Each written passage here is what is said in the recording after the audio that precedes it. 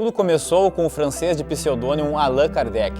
Ele criou o Livro dos Espíritos em 1857 e introduziu uma nova doutrina. Neste documentário conheceremos o que o médium faz, qual a sua função nas relações humanas, que tipo de dom é esse e como isso ajuda diversas pessoas. Vamos ver por quais razões os adeptos da doutrina escolheram o Espiritismo para suas vidas, além de experiências e histórias vividas por eles.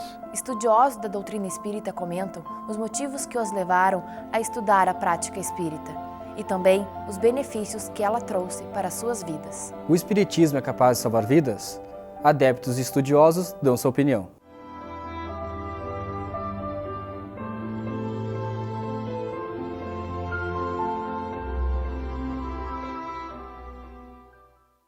Allan Kardec, um espírito de uma grande envergadura, que veio com uma missão e ao qual foi bem sucedido. Um grande guia, o segundo depois de Jesus. Ele era um professor que tinha uma vida difícil na França, a educação não era valorizada como é hoje na França, né? Digamos que era uma pessoa superdotada, vamos dizer assim, um espírito de grande envergadura e tinha um grande desafio para que a doutrina espírita se constituísse e não fosse pega em nenhum ponto falho, vamos dizer assim. Ele teve que fazer um trabalho muito sério, criterioso, e por ele ser uma pessoa positivista e não idealista, ser um cético e não um deslumbrado, é que ele conseguiu então imprimir esse caráter científico que ele já trazia na sua vida profissional, a doutrina espírita, e conseguiu, fazer com que o espiritismo se alastrasse pelo mundo.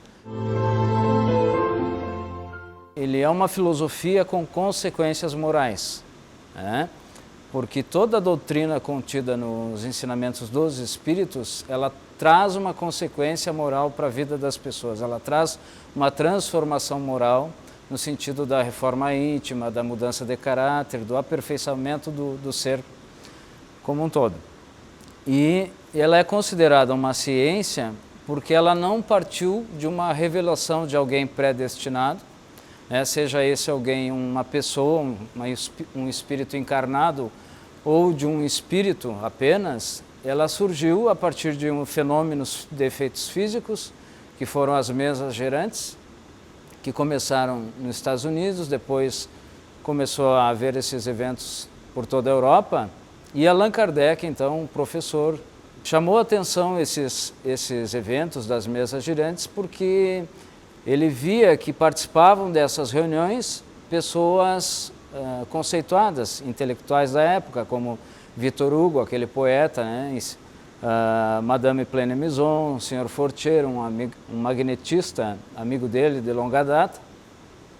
E para Allan Kardec, esses eventos eram, na maioria, se tratava de trapaça, de fanfarrice, porque ele tinha trabalhado num teatro e lá faziam números de ilusionismo e esses ilusionistas, em vez de se reconhecer mágicos, eles passavam por magos. Então eles faziam, na verdade, iludiam o público, e faziam com que as mesas levitassem, girassem, e o Kardec achou que se tratava do mesmo evento. Mas até que ele aceitou aí e viu que as mesas simplesmente giravam, se suspendiam no ar, pairavam no ar como uma folha de papel e também elas emitiam sons que respondiam à pergunta dos presentes ali. E aí ele chegou à conclusão que esses fenômenos de efeitos físicos tinham uma causa pensante, eles se davam de acordo com algum ser pensante que produzia. E esses seres pensantes eram espíritos e não pessoas, Digamos que seja uma predisposição orgânica que todos nós temos. Essa predisposição orgânica permite a todos nós captar sinais de um plano espiritual, ou seja, alguns enxergam espíritos, alguns ouvem, alguns têm a sensação de ter uma presença, alguns sentem cheiro, alguns têm uma intuição muito forte e tem várias modalidades de mediunidade em diferentes graus e gênero. Os espíritos se apresentam integralmente numa reunião mediúnica, mas alguns médiuns têm a sensibilidade psíquica de captar a imagem, então veem. Outros têm a capacidade de captar a voz, então falam. E outros recebem intuitivamente a presença de um determinado espírito. Outros ainda sentem essa presença e visualizam quadros, insights breves dessas presenças e registram. Então, no conjunto da reunião mediúnica dos vários médiuns, com as informações de uns e outros, vai se compreendendo a situação que ali se desenrola, e se for de um espírito necessitado de auxílio, então aquele dialogador que se encontra ali presente vai conversar com esse espírito que vai se manifestar por algum dos médiuns para dar-lhe a ajuda necessária. E se for um espírito elevado, se manifestará através de um dos médiuns para deixar uma mensagem de orientação ao grupo ou a determinada pessoa a quem se destina essa mensagem. Quando eu tinha 4 anos de idade, eu vi um espírito pela primeira vez. Não me assustei, não era caso de me assustar, era um espírito alegre, gentil, que conversou comigo e ele perguntava para mim se eu estava disposta a começar. Era sobre aceitar o espiritismo e trabalhar nele. E a partir daí, eu cheguei em casa e contei para o meu pai, que era espírita, é um dos pioneiros do espiritismo aqui em Santa Maria. Então eu, desde criança, me habituei à mediunidade. Aprendi a lidar com os espíritos, a lidar com a minha mediunidade. Nós temos diferentes tipos de dons mediúnicos. Alguns médiuns têm uma característica da psicografia, então recebem a mensagem do plano espiritual e essa mensagem ela se materializa no plano físico através da escrita. Há uma conexão de mente com mente, né? E o espírito desencarnado transmite à mente do médium a informação para que ele escreva a mensagem recebida do plano espiritual. Então a psicografia é a escrita mediúnica em que o médium escreve, ele registra no papel, né, a mensagem que o espírito está lhe fornecendo. Outros é pela psicofonia. Os espíritos utilizam das cordas vocais do médium e essa mensagem vem através da fala. Tenho alguma percepção da presença espiritual, vejo algumas imagens breves e recebo por inspiração algumas manifestações e as verbalizo. Na minha condição de médium, eu tenho hoje muito mais afinidade pela psicofonia. Então, o plano espiritual utiliza da minha estrutura vocal para que eu possa ser portadora da mensagem. E no final de uma reunião mediúnica é feita uma análise para se estudar o que se passou ali, para ver a qualidade de veracidade desse trabalho. Então, é uma das coisas com que nós nos preocupamos para não fantasiarmos, né, por uma percepção equivocada da nossa própria consciência aquilo que nós possamos atribuir que seja uma comunicação mediúnica. O passe, nós podemos compará-lo por uma analogia, mesmo que simplória, à transfusão de sangue. Você está debilitado fisicamente e aí a medicina solicita uma transfusão. Nós temos um corpo espiritual, que é o corpo do espírito, porque o espírito é uma entidade que ele não é material. A essência espiritual não é material. E para se transitar, para se manifestar, ele precisa de um corpo. Então, ele tem um corpo espiritual, que Kardec chama de perispírito, ou seja, o corpo que reveste, que envolve a essência espiritual. Quando você tem uma debilidade no corpo espiritual, uma deficiência energética no campo espiritual, você usa o recurso do passe. Então, o que é o passe? É uma transfusão de energia.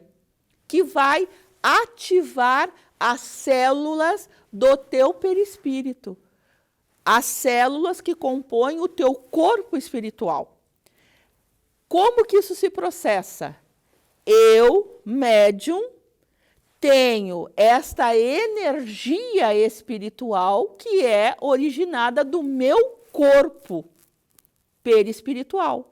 E eu transfiro para você, para o teu corpo, que vai atuar nas zonas necessárias.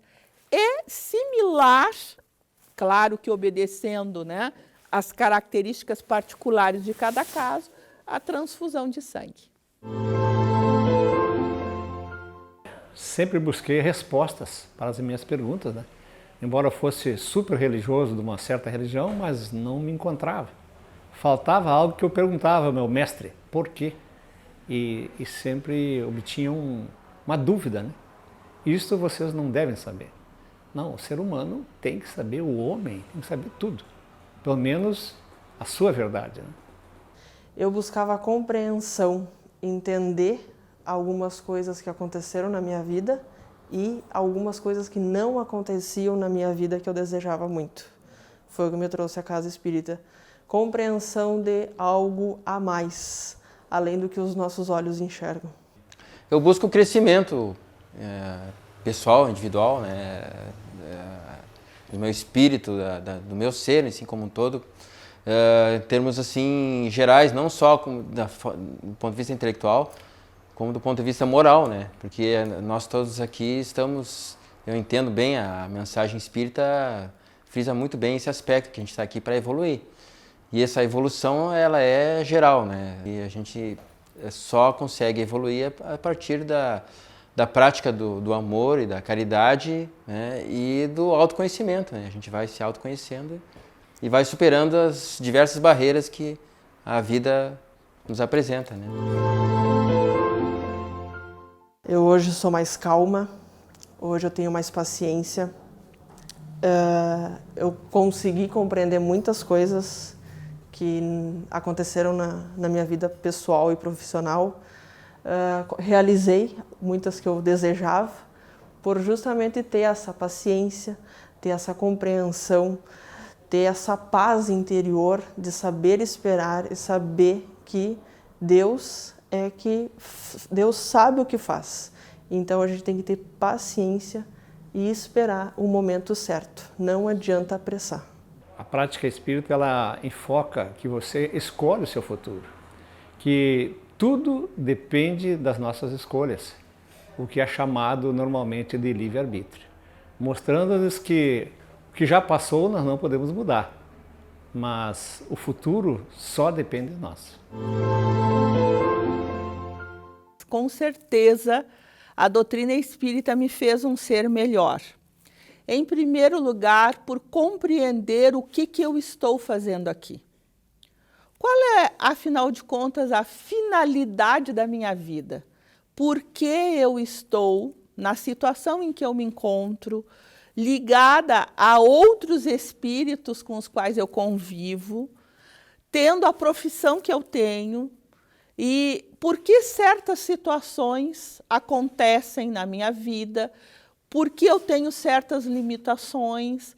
Tudo isso eu entendo à luz da compreensão que a doutrina espírita me dá. Eu busquei na doutrina espírita a explicação para as minhas problemáticas pessoais e a compreensão de uma dimensão espiritual racional, para que fugisse do mistério, que fugisse da fantasia. E encontrei respostas racionais para os problemas que eu, na época, então, me colocava, uns 25 anos atrás, e por isso me mantive nela até hoje e continuo sempre estudando para entendê-la mais.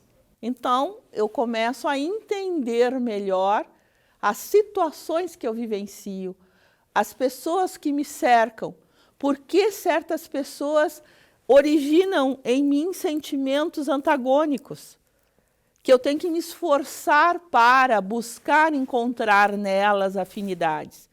E outros, pelo contrário, com uma afinidade tão grande que parecem serem amigos de tantas datas. Então, a doutrina espírita, com certeza, me tornou alguém muito melhor. O Espiritismo está sempre ajudando pessoas, como outras crenças também ajudam, porque quando nós nos elevamos, a nossa compreensão é essa, nos elevamos a Deus buscando a nossa própria moralização e o auxílio da espiritualidade benfeitora, seja por que nome nós a chamarmos, nós somos seguramente ajudados. E na casa espírita é comum as pessoas comparecerem com problemas de saúde que decorrem da sua desestabilização emocional, que decorrem de problemas às vezes reencarnatórios e melhoram com a compreensão que lhe reequilibra a mente, lhe reequilibra essa dimensão vibracional em torno de si. Nós conhecemos inúmeros casos de pessoas que, no auge da dor e do sofrimento, tentando encontrar uma resposta para isso, se depararam com as obras codificadas por Allan Kardec e tiveram uma nova visão de vida, reformularam a sua perspectiva e, a partir daí, desistiram algumas de outros atos que gerariam muita dor e sofrimento, como o suicídio, os assassinatos, enfim. Então, com certeza, aquele que sofre, que busca entender por que sofre, encontra muitas respostas coerentes e lógicas ao se debruçar sobre os pilares da doutrina espírita. As curas que o Espiritismo faz normalmente são numa dimensão vibracional do ser humano, na dimensão perispiritual, que é esse campo vibracional em torno da matéria, e também na reordenação dos bons pensamentos, que ajuda a reequilibrar a orientação mental. Nós podemos dizer que o Espiritismo salva várias vidas.